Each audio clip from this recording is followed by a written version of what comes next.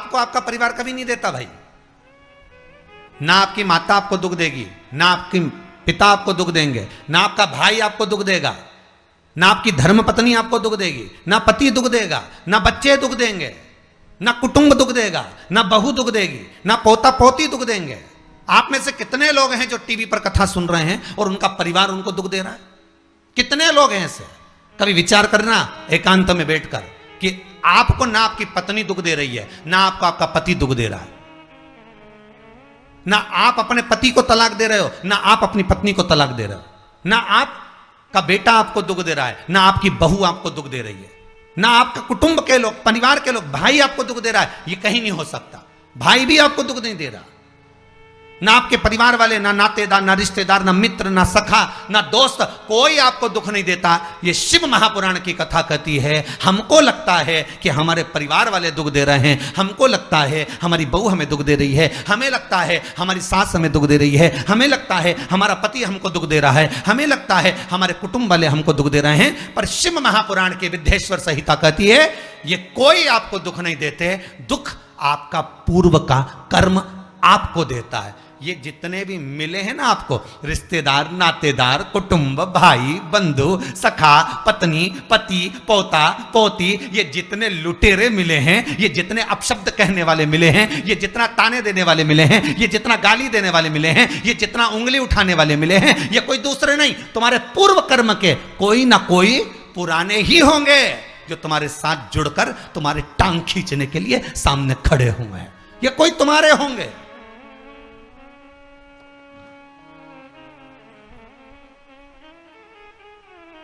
तो ये सब दिमाग से निकाल दीजिए आप, आपके ये चित्तवृत्ति बुद्धि से ये बात सब निकाल दो। जितने लोग कथा सुन रहे हैं ना, अपनी बुद्धि से निकाल देना कि मेरी बहू मुझे गाली दे रही है। हाँ, तूने किसी गाय को रोटी नहीं दी और दी भी होगी, दूसरी बार गाय आ गई होगी तो डंडा मार के भगा दिया, वही बहू आई है, वाणी के डंडे कुदा रही है।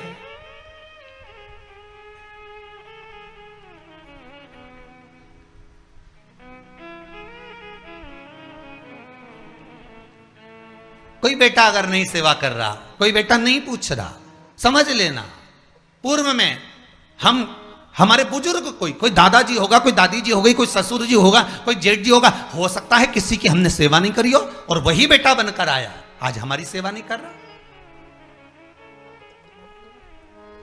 मत बुरे कर्म कर बंदे वरना पछताएगा, भगवान की आंखों से तू बच नहीं पाएगा, तू बच नहीं पाएगा। अरे ओ अज्ञानी मत करना दानी। बचना नहीं है, बहुत ये हमें लगता है गुरुजी मेरी बहू बहुत परेशान करे, गुरुजी मेरी सास बहुत परेशान करे, मेरा भाई मेरी प्रॉपर्टी खा गया, मेरा भाई ये लेकर चले गया, मेरे ससुराल वाले ऐसे, मेरे रिश्तेदार ऐसे, मेरे कुटुंबी ऐसे, मेरे कबीले वाले ऐसे, मेरे ये ऐसे। तो हमको लगता है कि ये अपने ऐसे।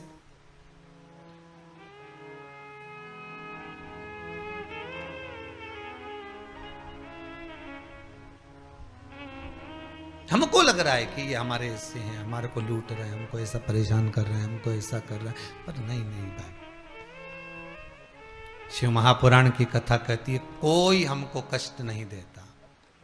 एक बार पहले भी कथा में कहा, आज फिर कह रहे हैं आपको महाराज, फिर कह रहे हैं, आज फिर कह रहे हैं।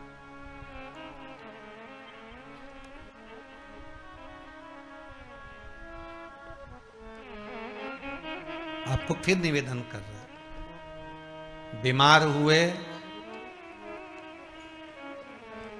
देवास में, बीमार हुए भोपाल में, बीमार हुए सीहोर में, बीमार हुए कहीं, डॉक्टर को दिखाने जा रहे हैं इंदौर, डॉक्टर को दिखाने जा रहे हैं भोपाल, डॉक्टर को दिखाने जा रहे हैं देवास, मुंबई, पुणे, जहाँ तहाँ हम डॉक्टर को दिखाने के लिए जा रहे हैं। वहाँ हॉस्पिटल में हमने सुई लगवाई, इंजेक्शन लगवाया, वहीं से कहीं कुछ चीरा फाड़ी कर दी, ऑपरेशन कर दिया।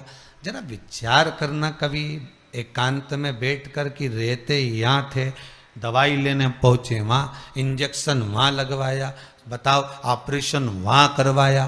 तो इतने ढेर सारे हॉस्पिटल, कहीं ना किसी ने कहा सूरत भी जा सकते हो, किसी ने कहा अहमदाबाद चले जाओ, किसी ने कहा वहां चले जाओ, कोई कहा पूना चले जाओ, कोई कहा मुंबई चले जाओ, कोई कहा इंदौर चले जाओ, कोई कहा भोपाल चले जाओ, पर रहने वाला कहाँ का और जाकर ऑपरेशन करवा रहा है कहाँ पर? विचार करिएगा। रहने वाला कहाँ का और इंजेक्शन लगवा रहा है कहाँ जाकर? जरा विचार करिएगा।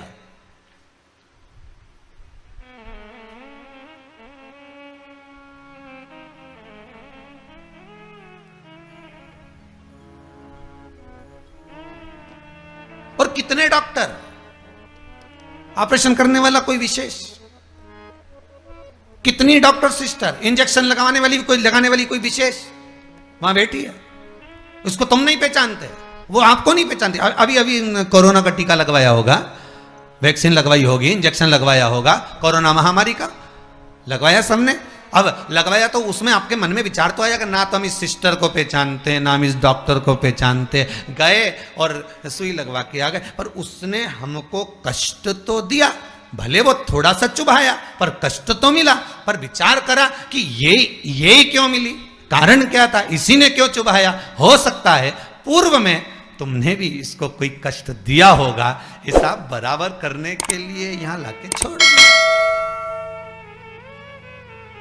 वो दुनिया के लोगों ने कहा है ना कि ये कोरोना महामारी को उपजने वाला, वो चीन के ऊपर लोगों ने कहा कि उन्होंने इस कोरोना महामारी को प्रकट कर, अब उनने तो कर दिया, उनने तो संसार में विनाश का कारण बना दिया, पर फिर प्रकृति ने क्या करा? आज की स्थिति में प्रकृति क्या कर रही है? फिर वो भी अंदाजा लगा, कहीं मालूम पड़े मिट्टी हवा में उड़ रही है, ऐसी उड़ रही है गीली कि सब गाड़ी ने बंगला सबके धो दिया उसने।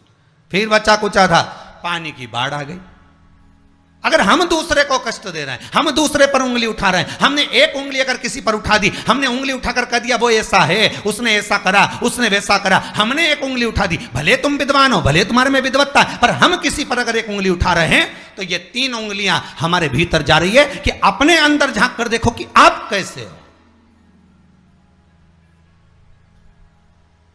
अपने भीतर झांक कर देखिए कि आप में क्या तत्वता है। जो हम दूसरे में कुछ खोट देख रहे हैं तो हम में कितना खोट भरा होगा, हम में कितना कपट भरा होगा, तभी तो सामने वाला कपटी नजर आ रहा है। जैसा चश्मा लगाओगे सामने वाला व्यक्ति वैसा ही तो दिखेगा। लाल कलर का लगाओगे तो लाल दिखेगा, काला लगाओगे तो काला दिखेगा, पीला लगाओगे तो पीला दिखेगा। नेत्रों में जो काम, अगर अहंकार है तो अहंकारी दिखेगा, लोभ है तो लोभी दिखेगा, वासनावान है तो वासनावान दिखेगा, तृष्णावान है तृष्णावान दिखेगा, चोर है चोर दिखेगा, कपटी है कपटी दिखेगा, बेईमान है बेईमान दिखेगा, अज्ञानी है अज्ञानी दिखेगा। आपकी दृष्टि जैसी होगी सामने वाली की सृष्टि वैसी ही नजर आएगी, सामने वाला व्यक्ति आपको वैसा ही दिखेगा। आपका चित्त अच्छा है, आपका मन अच्छा है, आपके दिल अच्छा है, आपके भाव अच्छे हैं, सामने वाला भी वैसा ही नजर आएगा।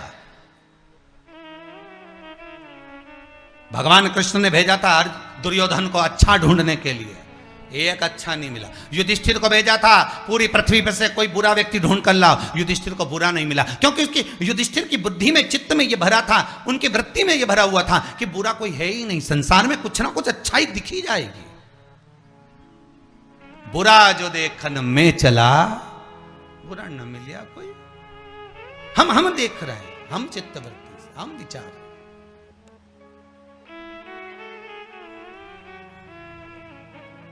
कौन ना बहू बुरी है, फिर निवेदन करूंगा, ना सास बुरी है, ना बेटा बुरा, ना बहू बुरी, ना ही ये पूरा संसार बुरा, सब अच्छे हैं।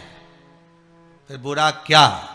अपना कर्म जो हम कर कर आए हैं, उस कर्म का भोग संसार में आकर भोगना पड़ेगा। एक रोटी भी हमको खाने को मिल रही है तो हमारे पूर्व के किए हुए कर्म के अनुसार मिल रही है। दुख भी अगर हमको मिल रहा है तो हमारे पूर्व के कर्म के अनुसार मिल रहा है। सुख भी मिल रहा है तो हमारे पूर्व के कर्म के अनुसार मिल रहा है। हम जैसा कर्म करें उसके अनुसार हमें फल मिल रहा है।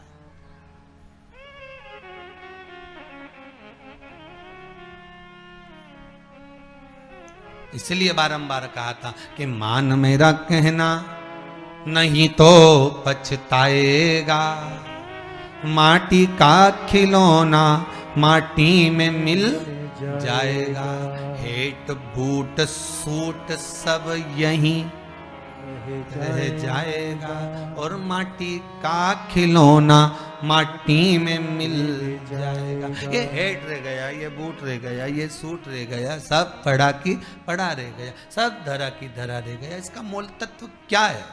इसकी महत्वता क्या है?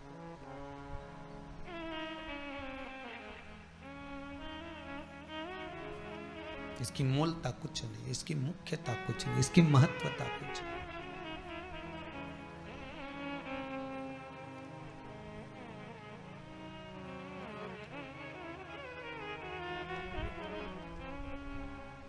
किले भोले का नाम, भगवान शिव का मंत्र, नाम स्मरण जप कीर्तन सुख दे।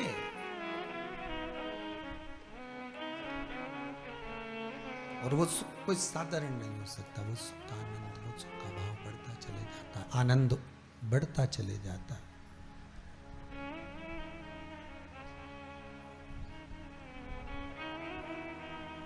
ले भोले का नाम काहे यूं भटके, मिलता है आराम काहे यूं भटके।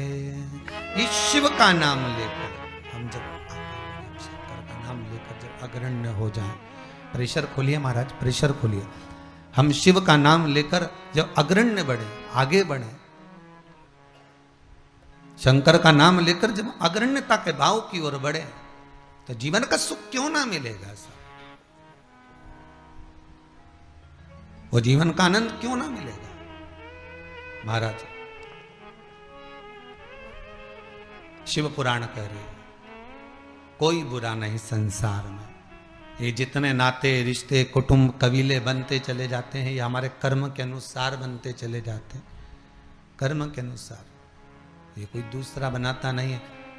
जैसा पूर्व में कर कर आए हो, वैसा आपके सामने आपका व्यवहार सामने वाले का प्राप्त होगा, वैसा व्यवहार प्राप्त होगा।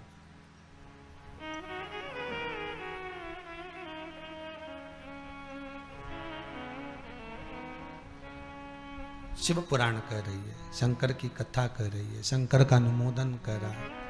महाराज अच्छी संगत में बैठोगे, अच्छी संगत में अगर विराजमान होगे तो सुख अपने आप मिलेगा।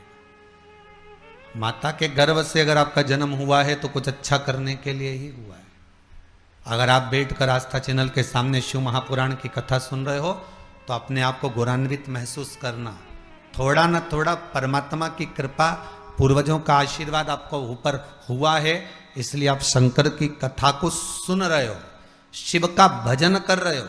श्रावण के महीने में आज शिवरात्रि के दिन शंकर का अनुमोदन कर रहे हो।